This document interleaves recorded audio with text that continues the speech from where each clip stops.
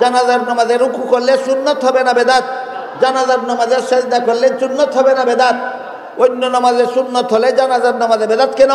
একটাই কারণ, অন্য নামাজে নবীর তরিকায় আছে, জানাজার নামাজে নবীর তরিকায় নাই। এইভাবে যারা বেদাত মন গড়া যুক্তি দিয়া ধর্ম পালন করে, হাদিস শরীফে আল্লাহ রাসূল বলেছেন এই রকম ধর্ম পালনের নাম ওই বেদাত।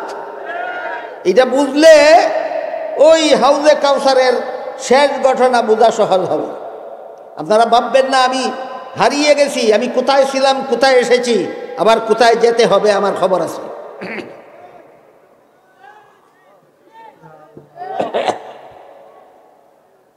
এর আগে আপনারা আমার জবাব দিতে হবে। বলুন, জানাজার নামাজের জমাতের সুবিধার জন্য আযান দিলে দোষ কি? একামত দিলে দোষ কি? জানাজার নামাজে কোরআন তেলাওয়াত করলে দোষ কি? জানাজার নামাজে রুকু করলে দোষ কি? জানাজার নামাজে সেজদা করলে দোষ কি? বেদাত। এই রকম বেদাত সম্পর্কে এই হাদিস শরীফে রাসূল করিম সাল্লাল্লাহু আলাইহি ওয়াসাল্লাম বলেন, ইয়াকুম ওয়া মুহদাসাতিল উমুর ফাইন্না কুল্লা মুহদাসাতিন বিদআতুন ওয়া কুল্লা বিদআতিন দালালা ওয়া কুল্লা দালালাতিন ফিন্নার, আও কামা ক্বালা আলাইহিস সালাতু ওয়াস সালাম। অর্থাৎ হে আমার উম্মত মুসলমানেরা, ধর্মের কাজ মন গড়া যুক্তি দিয়া কইরো না। ধর্মের কাজ মন গড়া যুক্তি দিয়া কইরো না। ধর্মের কাজ নবীর সুন্নত তরিকা মতে করো, যেই সুন্নত তরিকা মতো সাহাবায়ে কেরামের জমাত আমল করেছিলেন। কাজেই কেউ যদি সুন্নতে রাসূল এবং জমাতে সাহাবার আদর্শ বাদ দিয়ে ধর্মের কোনো কাজ মন গড়া যুক্তি দিয়া করে, তার কাজটা বেদাত, আর যে করে সে বেদাতি। তার কাজটা বেদাত, আর যে করে সে বেদাতি। এই সমস্ত বেদাতিরা দল বেঁধে বিভিন্ন দল উপদলে বিভক্ত হয়ে হাসরের মাঠে হাউজে, ওই বনে আসেনি কথা, হাউজে কাউসার, কাউসার শব্দের ৩ নম্বর তাফসীর, কাউসার শব্দের ৩ নম্বর তাফসীর।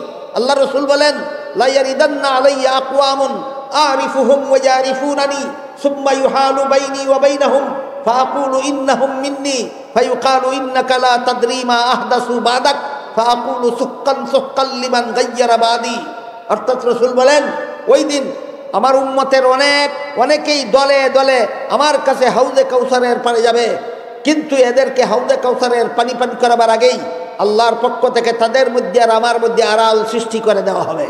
আমি আল্লাহকে জিজ্ঞেস করবো, হে আল্লাহ, হাউজে কাউসার আমাকে দান করলেন আমার উম্মতের হাসরের মাঠে পিপাসা নিবারণ করার জন্য।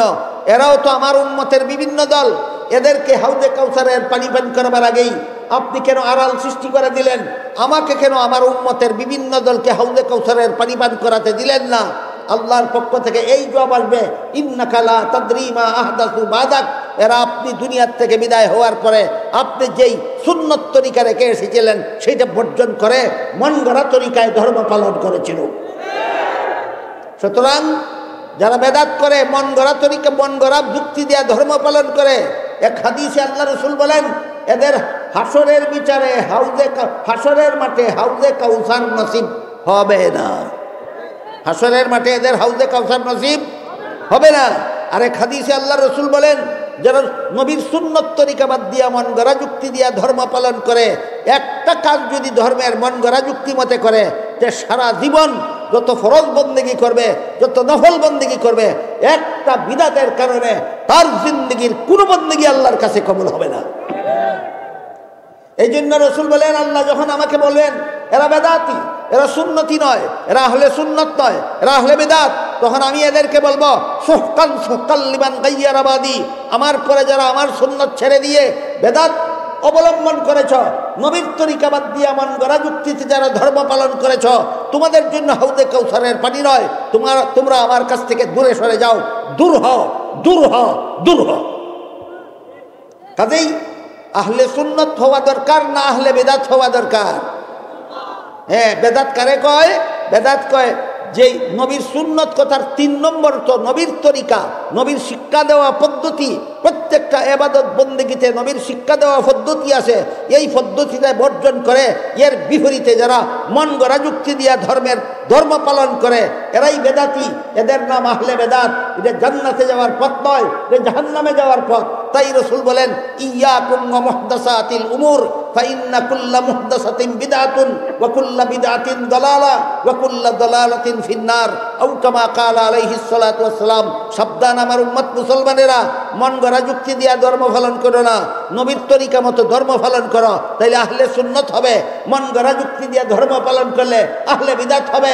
আহলে বিদআত হলে জান্নাতের পথ হারাবে, জান্নাতের পথ হারালে জাহান্নামে যেতেই হবে। জান্নাতের পথ হারালে জাহান্নামে যেতেই হবে। সুতরাং শানে রসুলের একটা হইল উদাহরণ হইল আল্লাহ আমাদের নবীকে কাউসার দান করেছেন। এই পর্যন্ত কাউসার শব্দের কটা তফসির শুনাইলাম? 3টা তফসির।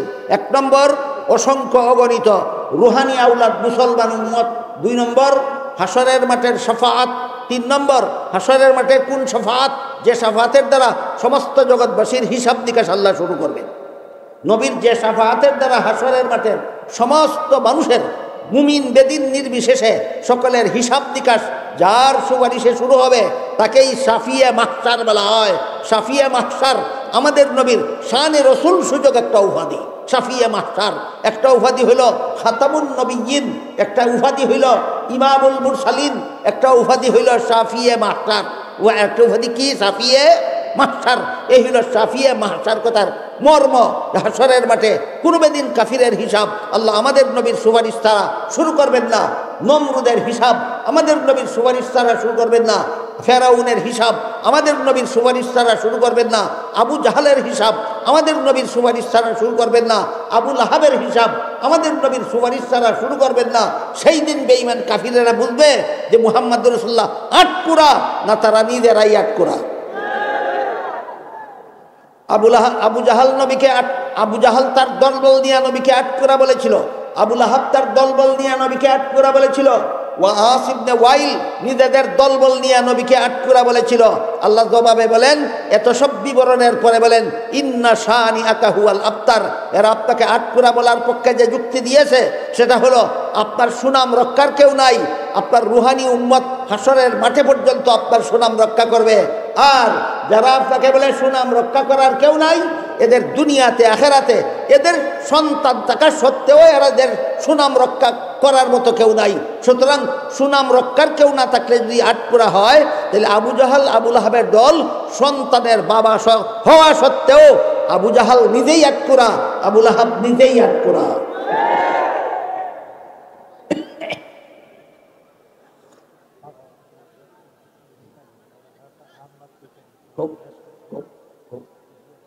আমরা আহলে সুন্নাত উলামা পরিষদের সভাপতি সাহেব কইতেছেন যে আমি চাটা একটু স্বস্তিরে খাইতাম যাতে একটা ছেলে একটা না ধরতে পারে। আমি ইচ্ছা করলে কথার ফাঁকে ফাঁকেও খাইতে পারি। আচ্ছা ঠিক আছে।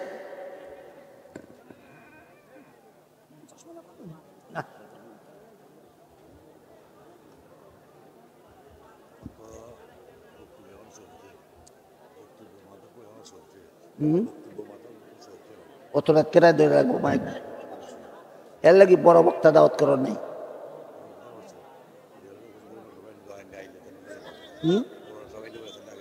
ও যেই নেই আগে আইন ধরে দেবেন।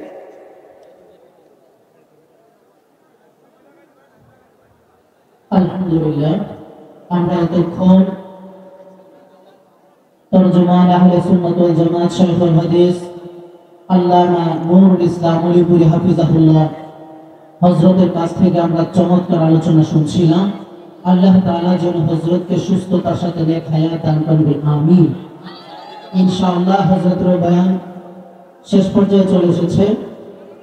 মামুনুল হক হাফিজাহুল্লাহ হযরত আসতেছেন কিছুক্ষণের মধ্যে ইনশাআল্লাহ পৌঁছে যাবেন। আমির আঞ্জুমান হেফাজতে ইসলাম শাইখুল হাদিস আল্লামা মুফতি রশিদ রহমান ফারুক বরনবী হযরত কিছুক্ষণের মধ্যে ইনশাআল্লাহ পৌঁছে যাবেন।